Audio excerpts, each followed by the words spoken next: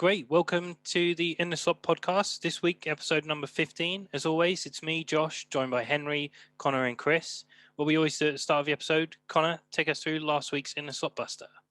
Yeah, absolutely. And before I take everyone through, I'll just do my weekly run through of what the In the Slot Buster is just for all of our brand new fans who join every single week.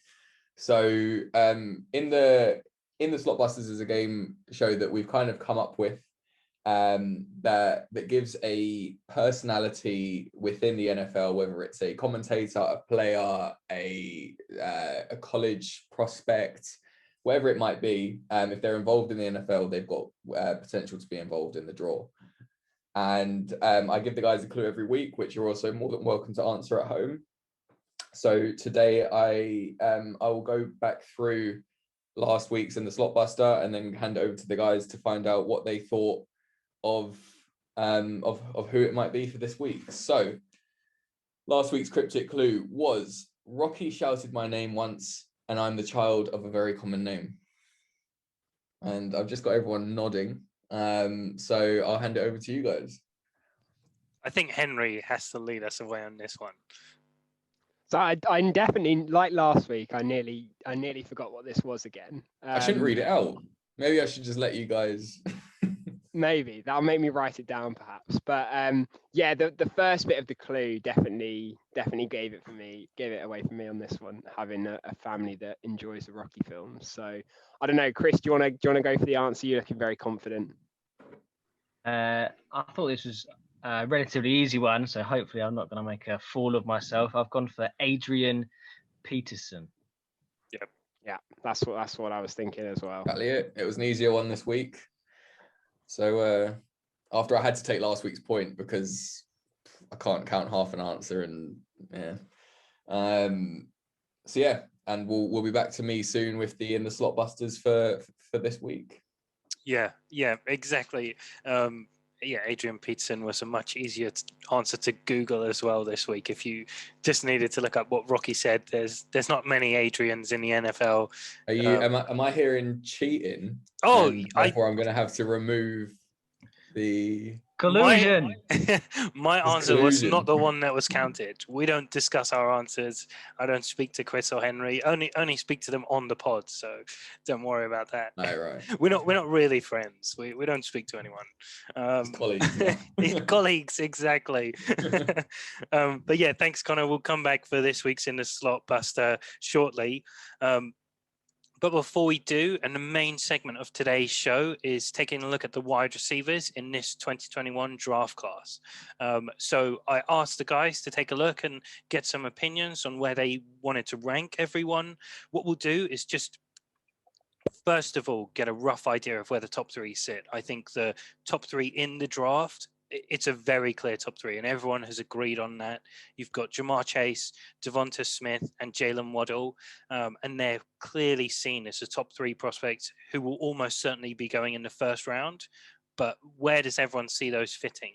Henry, who do you see as the number one wide receiver of the group? Yeah, if we're going wide receiver with that tag exclusively, then for me it's Ja'Marr Chase. So a couple of weeks ago, or towards the end of the season, when Devonta Smith was on his crazy tear in the national championship game, I did say that he'd overtaken Chase as my top receiver going into the draft class. Having had some time to review the tape now, it's clear to me that Chase is the number one. It's a great class. That's what I'd like to say. You know, the top three, but also I think there's some really nice depth in the back of the first round and second and third. So yeah, really looking forward to discussing a bit more of this. Receiver wise, might be a bit of a surprise. I've got the Heisman winner at number 3. So Smith is the third receiver for me. I've got Waddle 2 and Chase as my top receiver, but very interested to see what everyone else has. Yeah, pleased you mentioned it, Henry, and somehow we've got exactly the same opinion. Ja'Marr Chase for me is number 1, Jalen Waddle's number 2, and Devonta Smith is number 3. And it sounds so disrespectful to say that for Devonta Smith, given his season. The 6th best receiving yards total for a college football receiver on record. Had an incredible year, largely helped by the fact that Jalen Waddle was injured. And Ja'Marr Chase didn't play this year. It's such a tough spot. You're basically considered as the wide receiver one.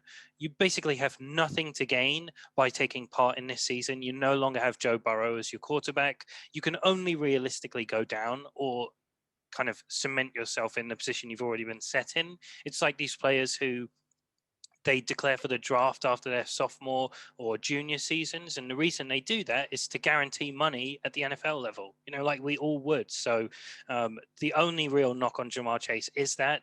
And I don't think you can blame him at all or read into it.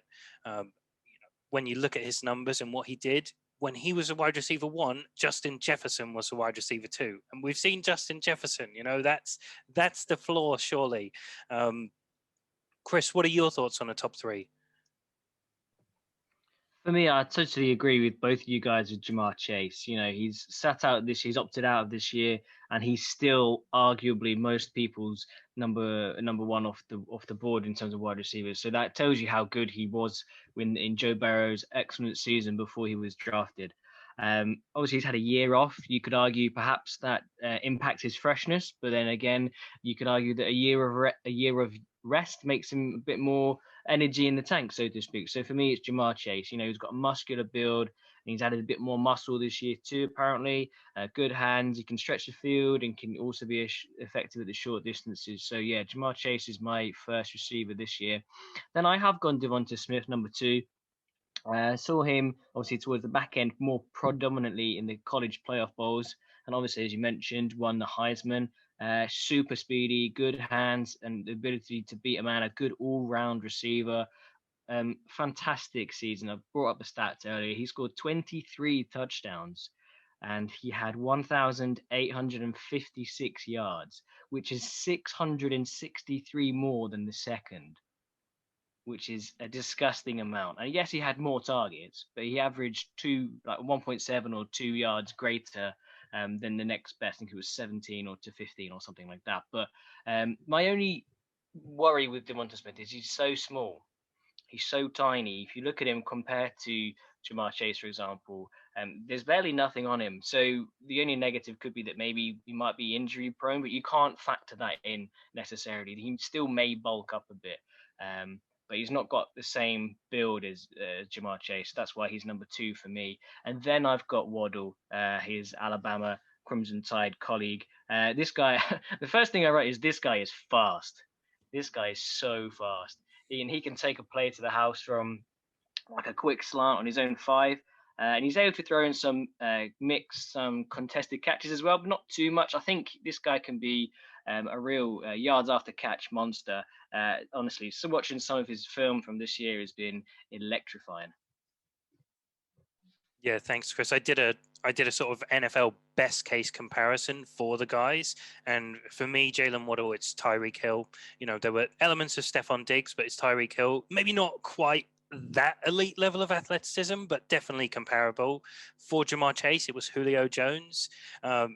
Big lofty comparison. That's if everything goes his way. And Devonta Smith was the 2 Tampa Bay receivers. I was sat there and I was thinking, he reminds me a lot of Mike Evans. He's not a similar build, but he reminds me a lot in how he plays. And Chris Godwin, elite route running and body control, which I think will put him in good stead. And it's such an interesting class that we seem to not put so much weight on route running this year around. Usually it's the top route runner that ends up at the top of the class, but I think you would say Devonta Smith is the top route runner, and he hasn't reached that point. Connor, do you agree? You're happy with the sort of general consensus that Ja'Marr Chase is number 1? Yeah, I would think so too. Yeah, I think the only person for me who's probably competing up there for his spot is Jalen Waddle, but I think Ja'Marr Chase does just take that spot from him. So it'll be interesting to see what happens and which one of them does go first. Yep, absolutely. Henry, did you want to add something there? Yeah, I loved hearing your comparisons there, Josh. That's really interesting. I wrote down a couple as well. So for me, for Waddle, I actually did have Tyreek Hill, but I agree, not quite the explosiveness, not quite the change of direction speed. The other one I had is actually Deshaun Jackson. A little bit of Deshaun Jackson for Waddle. For Smith, I went a bit of a different route, and I actually went for Odell Beckham as a slight build, really strong hands at the catch point, but perhaps not. He's not going to have yards after the catch in terms of through contact. A lot of the time in the NFL, I think he's going to go down on first contact because that's slight frame. I think he's got quite a bit of way to go with the route running to match OBJ. And Jamar Chase, yeah, I think Julio's quite a good shout there. Mine was AJ Green. Same draft class, same sort of vibe there. So that's really interesting to see those. I hope we're gonna talk about a non-wide receiver in a bit who might be challenging these as well, Josh. Yeah, we will. What I'm going to do, I'm going to pose a question to you after we've kind of outlined it of where does he fit in for everyone. And I think it's a good question. We ran a poll. So obviously that player in question is Kyle Pitts, the best tight end definitely in this class. And everyone, we asked, our Twitter fans where they saw everyone, and Kyle Pitts did get a vote as the best pass catcher in the class. So I'll be interested to hear in a bit. But before we go there, let's talk about the sort of next levels down. And for me, there's one player who realistically separates themselves from the others and establishes that fourth receiver spot, and that is Rondale Moore. His 2018 season, so his freshman season, his statistics were incredible. He was an All-American, over 1,300 yards, I believe. But then he had one injury-plagued season in 2019. The team played 13 games in 2020, so he hasn't matched those standards. But when I was giving him an NFL player comparison, I had to go for Tyreek Hill as well. It was just the same mold again. The only concern for me is he just existed in a division against the college competition where he didn't have to demonstrate his superior route running talents. Schemes were always designed to get him the ball as soon and as quick as possible, which means he doesn't get to show off that route tree. So I would be interested to see how that translates to the NFL. But from your sides, Henry, did you have anyone who you specifically saw as number 4? Yeah, interesting that you picked out Rondale Moore. I did enjoy watching his tape as well, and someone who has been linked with the Packers on occasion at the back of the first round. So definitely someone that I'm interested in seeing. Interesting, you went Tyreek Hill. I can see the explosiveness. I didn't see that level of athleticism. I didn't think that the top end speed was there as well. I saw him getting chased down a couple of times, which I was kind of surprised about. So my comp that I went for was actually Steve Smith. That sort of like can run through a bit of contact, can lower the shoulder, plays really tough. So that was one that I had. The one for me that I would really like, that I think could sneak into the first round is Kadarius Toney. So he's my 4th receiver at the moment from Florida, who's Kyle Pitts' teammate. Really liked Toney. I think he had more burst than I expected. Good hands, yards after the catch as well. Obviously a similar type of frame to Moore in terms of under 6 foot, can win in the slot, but just had a bit more juice for me, I think. And the comp that I went for Toney was actually Randall Cobb. Probably not a guy you want as your first receiver, but can win from the slot, can win outside, and has good explosiveness and athleticism. So Toney for me was the one that I like as number 4 at the moment. Yeah. Toney for me sat number 5. My comparison was Tyler Lockett for him, but love the description. Chris, how about for you? Who was sat at number 4 for you? It's Toney for me. I was listening to Henry there, and I was just nodding along. Completely agree. I think Rondale Moore and Kadarius Toney are very similar in watching their film. But outside of Jamar Chase and Devonta Smith, this is the guy that probably got me most excited. The way he can beat a man at the line, he's basically breaking ankles, weaving in between tackles. This guy really, I was like watching it thinking, oh, this guy's good. He's going to get people off their seats, and that's what fans want. But I think he can make a play as well. So I wonder if he'll get the opportunity to make the defenders look as silly in the NFL as the defense is going to be upper level. But this is definitely a guy to watch in my opinion. And like I said, Rondale Moore, similar to Toney for me, quick feet, very shifty. But I think sometimes he seems to try and overcomplicate his route running and tries to maybe double back once, twice too many. But again, a really exciting prospect. And it's definitely another one to be careful of. But Tony is my fourth.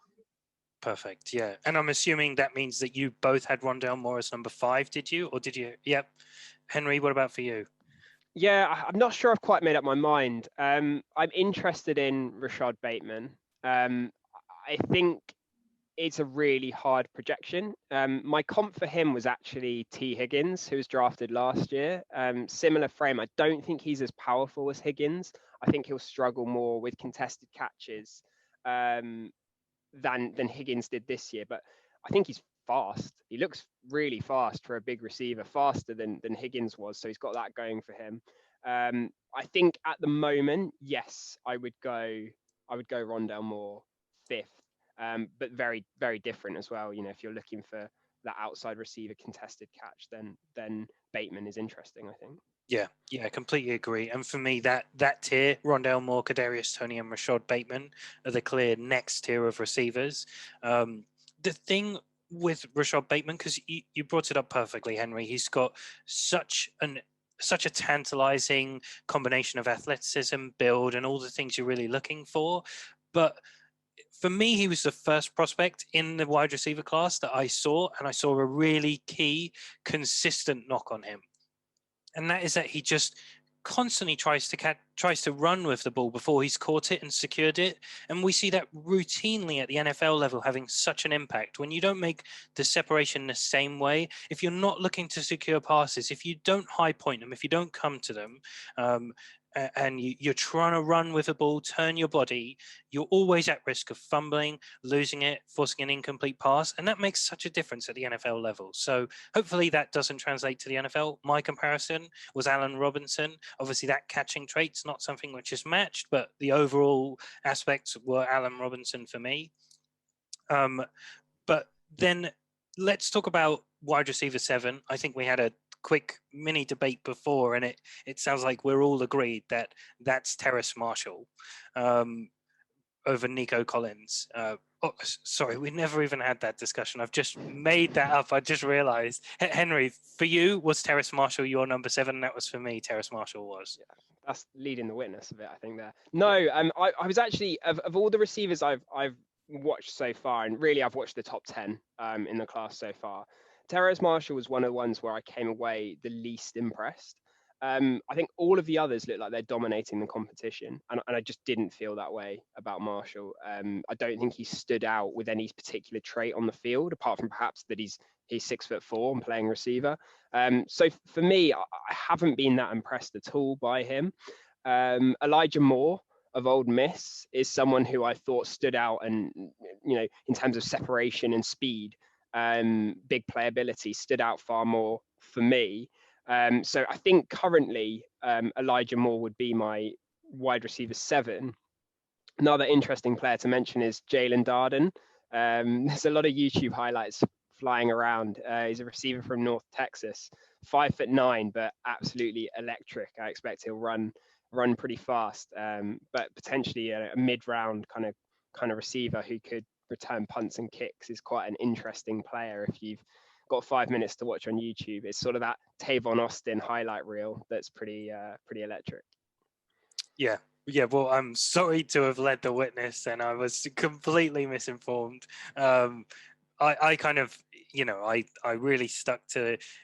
I just wanted to incorporate some big-bodied receivers, so I looked at Nico Collins and Terrace Marshall.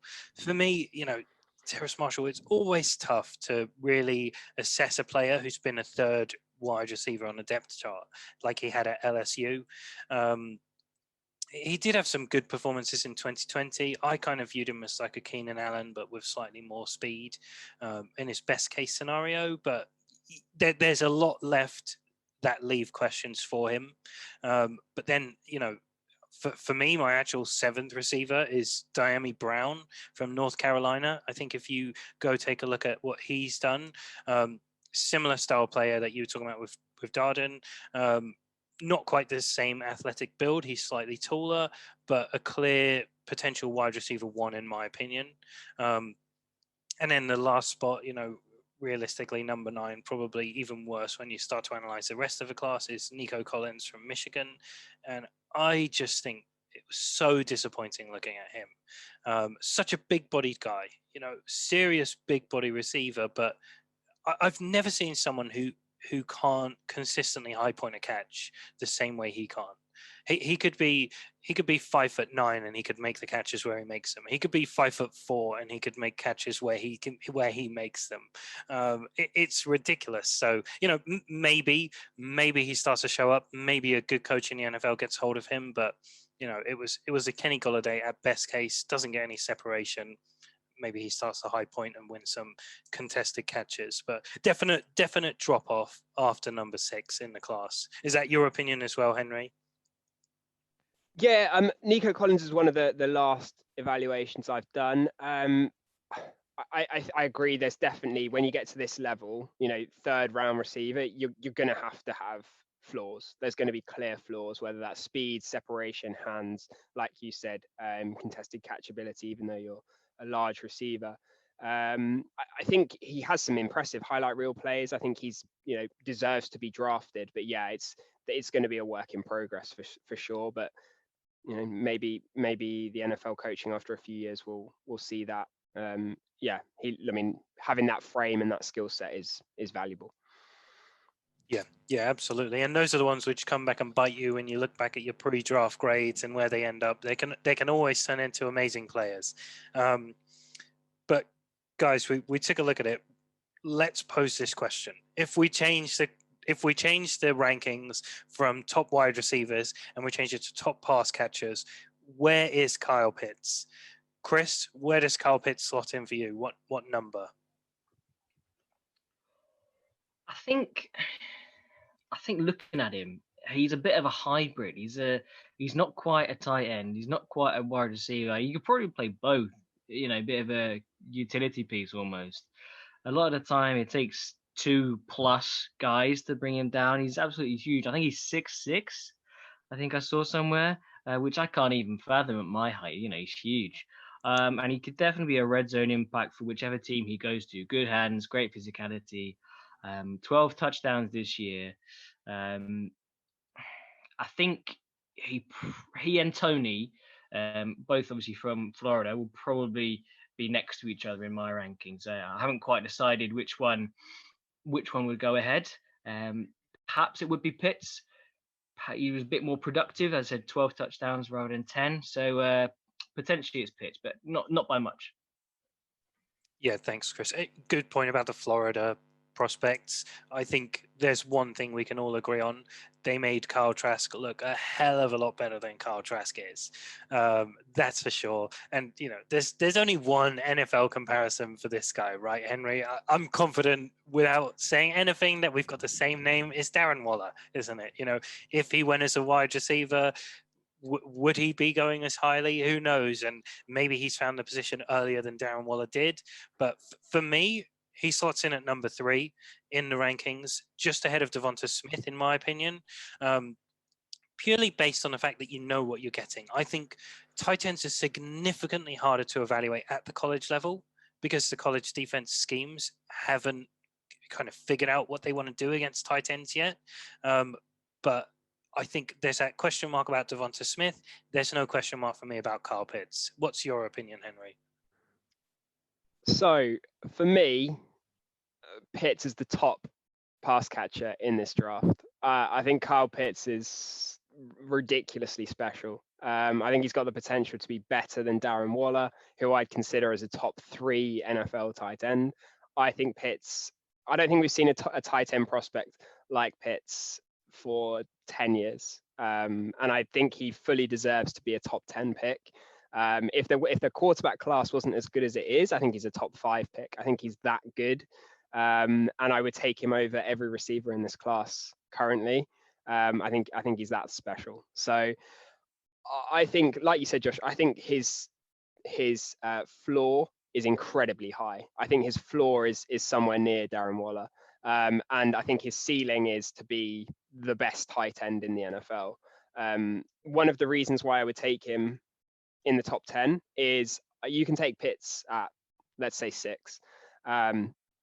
And you could get Elijah Moore. You could perhaps even get Rondale Moore in the second round. The gap between Pitts and the next tight end is enormous, absolutely enormous. And even if he was just a wide receiver, I'd take him top. So yeah, I can see Chris laughing about my hot take there. But yeah, that's my opinion. I think Pitts is ridiculously special. I think wherever he goes, he'll make that offense better. And yeah, just love what he brings. Yeah, thanks, Henry. I love it as well because, frankly, it is such a good point. I mean, tight end is a position where we see what a difference that makes to an offense in the NFL. So completely can see the merit there, and maybe we'll get onto that one later when we do look at some teams and what they might be doing. But yeah, incredible. We can't talk about a tight end and not go to our tight end expert, that is Connor. Connor, if you were going to slot him in, do you rank him as highly as Henry does? I like, in my life, every day is National Tight End Day, and yeah, I can only see Henry's comments coming from where that speciality of the tight end position kind of allows him to be. Obviously, he's got the physicality that Chris has mentioned, but yeah, that skill positioning, what's required of a tight end nowadays, does make me question, like if they're considering him going in as a wide receiver, it's just that because of the nature of what the tight end role now demands coming into the NFL with what we see out of some of the best performing established tight ends in the NFL. So I would like to see him stay as a tight end because he'll only do justice to our society and to our club, and I would welcome him with open arms for sure. And for any of our listeners wondering, I'm pretty sure Connor would play tight end if he was on a football field. You got the build for it, Connor, haven't you? I do. I have considered it a lot over the years. If I ever played football here in the UK, I would go in and put myself up for tight end position. What Henry was alluding to there, which is what we found out last week, which is probably the reason why Connor loves tight ends so much, is that his first experience at an NFL stadium in America, college football game, someone confused him as a tight end, to which Connor's reaction was, tight end's a wham. So that is forever the course of love. How can you not love a tight end? You gotta love these wham tight ends all over the league. But yeah, thanks guys. That wraps it up. We'll look forward to see how he does in the NFL, how the rest of them do. But yeah, before we move on, Henry, just have a really quick question for you guys. So let's take Pitts out, and I'm interested just to see what you would take. Who would you take as the top receiver if you counted last year's class? So you've got Justin Jefferson, CeeDee Lamb, Jerry Jeudy, Henry Ruggs. I just say who you would take as the top. So I'm happy to go first if you guys want a little bit to think about it. But for me, no, Josh, you go. So sorry, for me it's Ja'Marr Chase. I'm confident that's what you were going to say as well. But yeah, this class is exceptional. Excellent. What do you reckon, Chris? Same. I think I've got too much recency bias. I'd have to go Jefferson. Connor, what do you reckon? I've got too much Cowboys bias to not say CeeDee Lamb. Good answer. Good answer. Yeah, for me, I actually agree with Chris on this one. I think Justin Jefferson, just unbelievable rookie season for the ages. So for now, I'm going to take Jefferson over Chase, but be interesting to see how those two pan out in a couple of years, being teammates in the past. Yeah, good point. I wasn't going based on the guaranteed production level. Maybe that changes your mind a little bit, but it's such a good question, and maybe we'll be asking ourselves that again in a year's time. Who knows? But Connor, we're back. It's In the Slotbusters time. What is the In the Slotbuster game week episode number 14? Are you ready? Because I think everyone should write it down. I think I want some... So yeah, this week's cryptic clue for everyone. Just before I get to it, if you do comment, like we just briefly went through at the beginning of the podcast, if you do comment with what your guess is, whether it's on Twitter, Facebook, YouTube, wherever it is you might comment to it, make sure you do send in a comment, because there is the chance to win a small Pocket Riddell helmet, which we will send out But yeah, and we don't need detailed analysis of who you think it is. Just a name will do. So this week's cryptic clue is I spend my time making art in the wind. Shall I say that one more time? I spend my time making art in the wind. Henry always looks pretty confident, doesn't he? I feel like it's just a bit of a facade. I just act like I've got it. I'll go in with, and then we start next week's pod. He's I forgot. How convenient. Yeah, I did know. I promise. I'm writing this one down, Connor. I've got this one. I love it. I love the clue. No worries, but yeah, that's in the slot busters for this week. Everyone who is listening, do make sure to comment by around 8 o'clock on a Wednesday, because that's when we film our podcasts. Great, thanks, Connor. Henry, you wanted to pose a question to the group this week? Yeah, that's right. So this week I wanted to talk about a franchise that's seen quite a turnaround in the last few years. It's one that we've talked about a fair bit on the pod previously when discussing the infamous NFC East. That's the Philadelphia Eagles. So Super Bowl champions as recently as 2018. There was a 3-year stretch where the Patriots reached the Super Bowl 3 years in a row, and the only team to defeat them was the Eagles with Nick Foles and the Philly special play. And since then, about everything that could go wrong has gone wrong for the Philadelphia Eagles and Carson Wentz, their formerly starting quarterback now. And this season, they've got the unusual privilege of picking in the top 10 for a team that's won a Super Bowl so recently. They pick at pick number 6. And this could be a very big franchise-defining pick for the team. And I wanted to pose the question to you guys today. What would you do if you were the Eagles GM? Because you've got a lot of options, and some of them include the pass catchers that we've discussed today. So interested to get any thoughts on, you can trade up, you can trade down, you can target a player, you can target a position, whatever you want.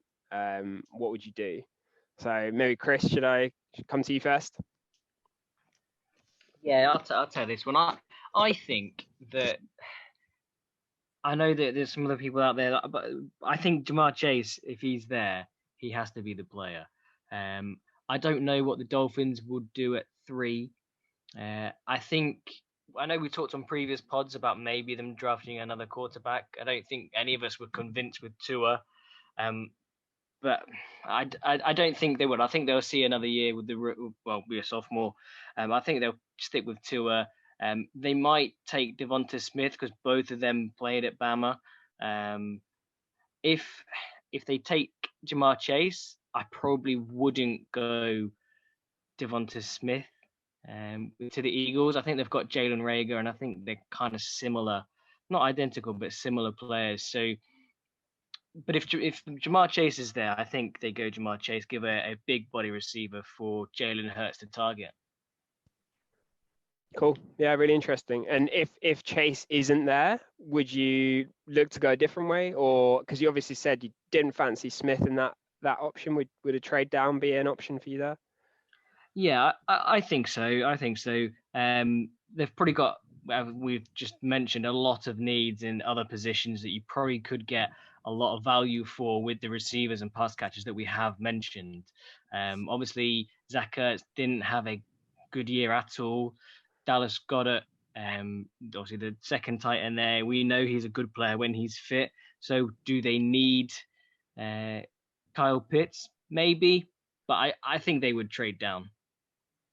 Yeah. Okay. Interesting thoughts. Connor, what do you think if you're the Eagles? Are you tempted if a quarterback's there, or?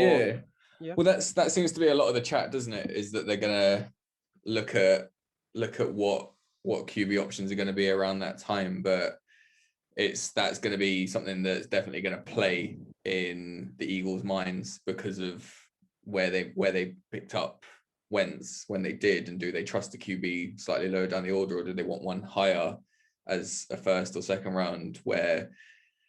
And is that the risk they're going to play, because what what that creates then is a scenario of you put all your eggs in one basket for if you don't take a QB, you put all your eggs in one basket on Hurts, and then if he performs, you don't get that higher pick for next year, and you're stuck without a QB that you rely on, potentially has a good season, but is it a one-off, or is it the player that they want him to be, and is he the franchise quarterback that they want him to be as well? And it's a risk they'd have to take, and could bear so many different types of fruits, I suppose, as they kind of come back into the draft this time next year. So I think it's interesting for them around a QB in taking one. I think if they do take one, I think they're in a little bit of a tough situation as well, because then you've got two quite inexperienced quarterbacks in your team.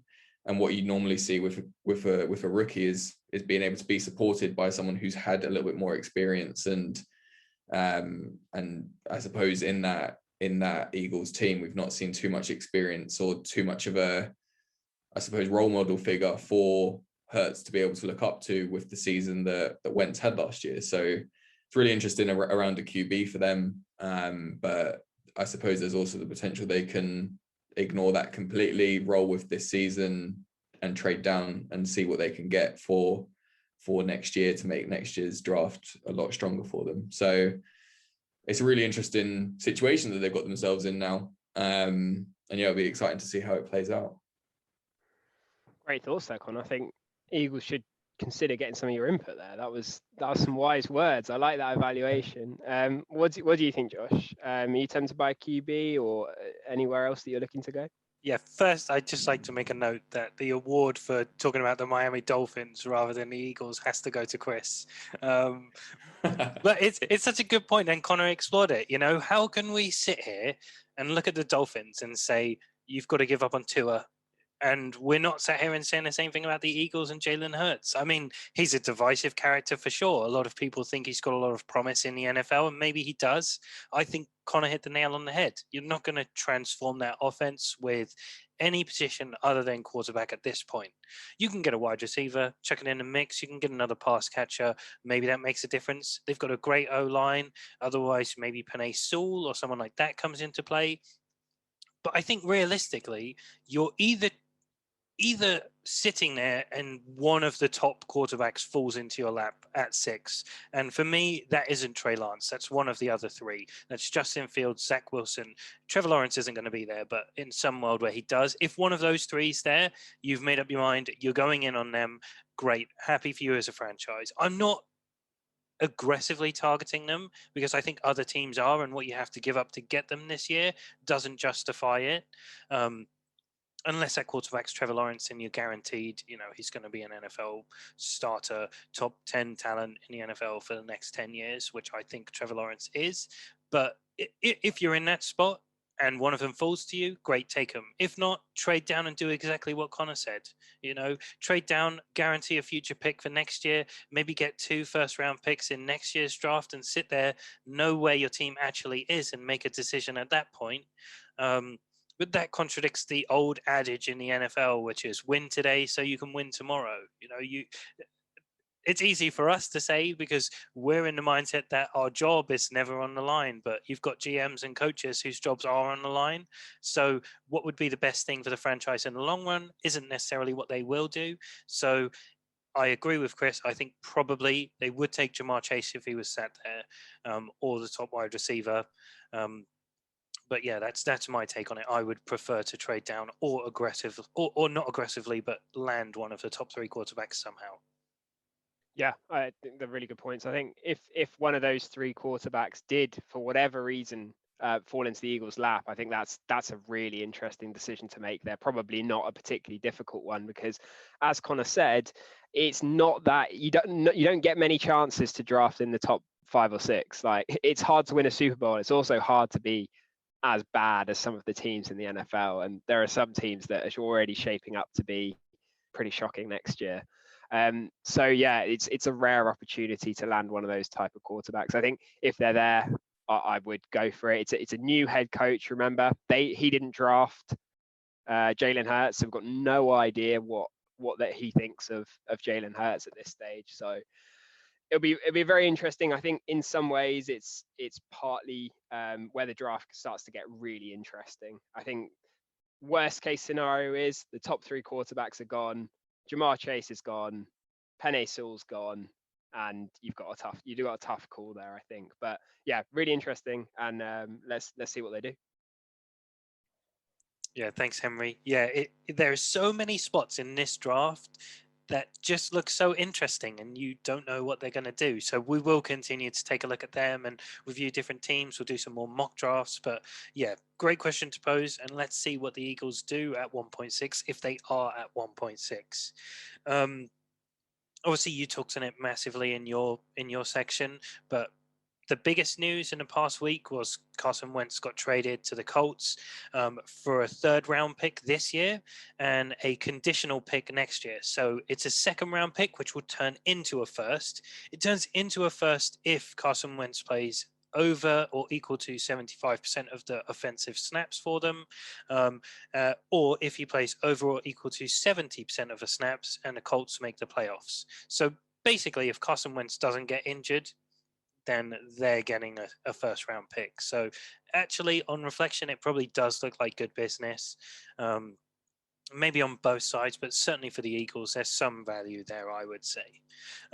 One interesting thing, which I just wanted to note in a story which cropped up. So Carson Wentz's jersey number is 11. Michael Pittman's jersey number is 11. Michael Pittman Jr., I should say.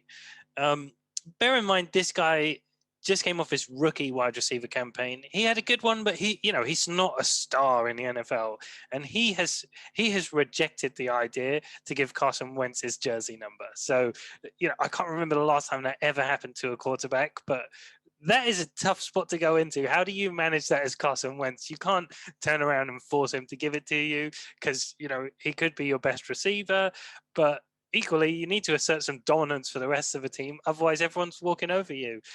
What do you make of it, Henry? I think you got to earn it.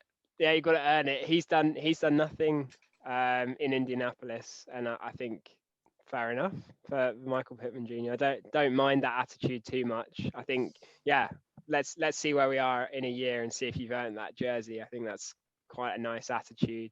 But yeah, very, very interesting trade. I think, like you said there, Josh, if Wentz is fit, it's going to be a 1st round pick. I can't see him getting benched really, but who knows? They've got Jacoby Brissett still under contract, I think, so he has hopes, I'm sure. But yeah, I don't like the trade for the Colts. I mean, clearly they're in a win now mode. They took a go with Rivers and had a fairly successful year and did what Rivers does really, which is win 10 games and then lose in the playoffs. And it feels like their ceiling hasn't got any higher, to be honest, with them, despite the great roster. So I don't love it for the Colts. I really love their roster. O-line, skill position players now improving, defense, coordinators, head coach, all very, very good. But I have no faith in Wentz, no faith in his accuracy with the football that this will be any different this year. Yeah, when you're having to ask the question publicly, is Carson Wentz better than this coming year, better than Phillip Rivers was last year?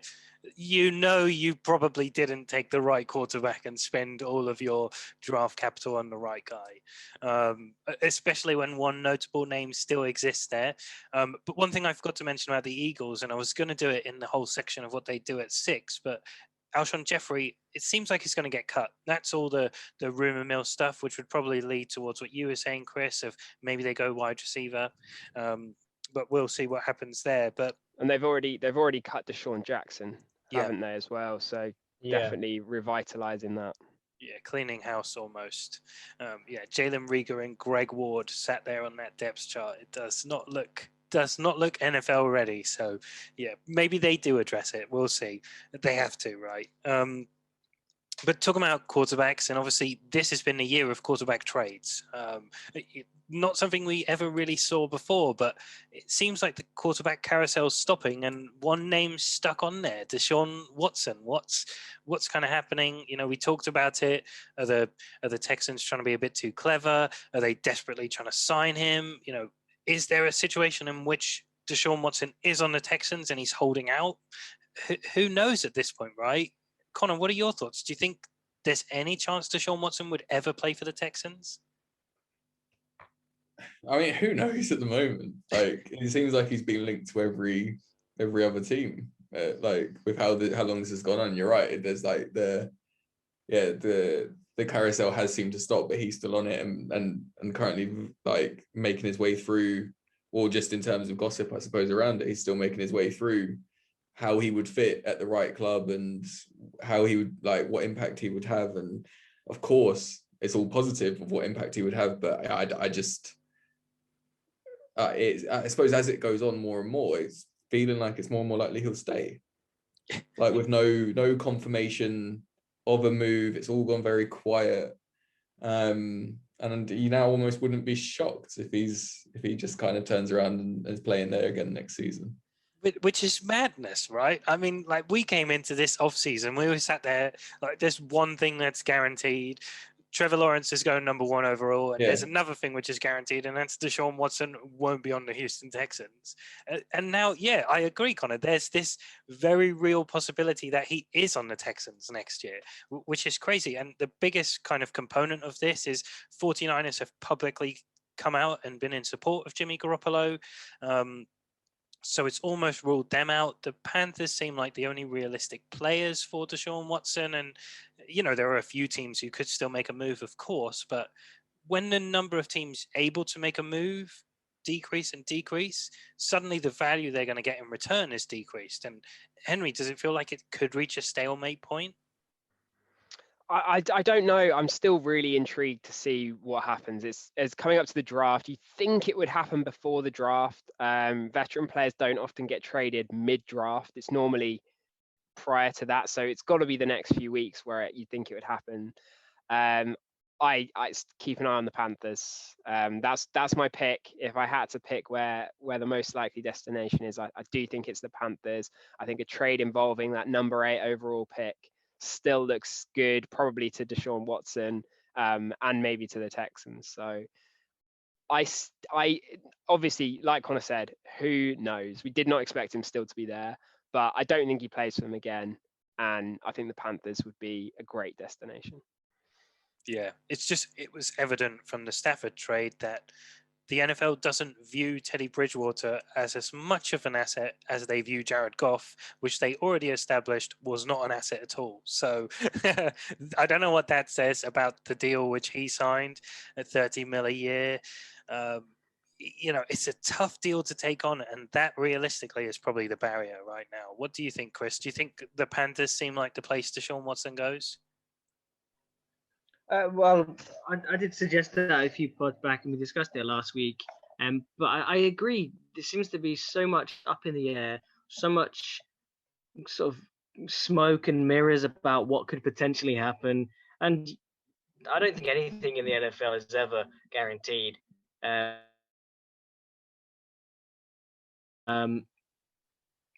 you could see him staying at the Texans. You could. I would like to see him move on and just give the Texans and show them what they're going to miss out on. I would like to see him move. Yeah, thanks, Chris. I mean, Miami Dolphins are still sat there looking pretty as well, with Tua in the 3rd overall pick. I mean, the longer it goes on, it seems like the less clue we have. So we'll keep you guys updated as best as we can. If he goes to the Panthers, Chris called it first. That one's been dibs by Chris. Much as Connor is usually the person who gets all the credit for coming up with these wacky ideas that he does come up with. But Chris definitely the biggest proponent for Watson to the Panthers. And Connor, talking of you, man of the hour, remind us of it in the slot buster from this week. Yes, so make sure you all get your guesses in the slot busters. The more and more we do this, the more and more I think we need a theme song for it, but we'll get there. We'll get there eventually. So make sure you get your guesses in. The guys have got it written down this week, so they're going to 100% make sure that is guessed. And I believe we already have a guess from Henry who might already have it. But your cryptic clue for this week is: I spend time making art in the wind. So there you go. Good luck, and I look forward to hearing some answers next week. It almost seems weird that they're now this short. It's like we're waiting for the extra part. Somehow that is a player's name. Yeah. Do you want me to bring a long one back? I feel like it's time. No, my pens are very grateful that they don't use up as much ink now. Please do, as Connor said, remember to give us a comment if you've got anything related to that. If you think anyone in the NFL or associated with the NFL reflects that cryptic clue in their name, then please do give us a guess. You get a free Riddell helmet, mini pocket version of the team of your choice. And as always, please remember to like, subscribe, and follow us on all our channels.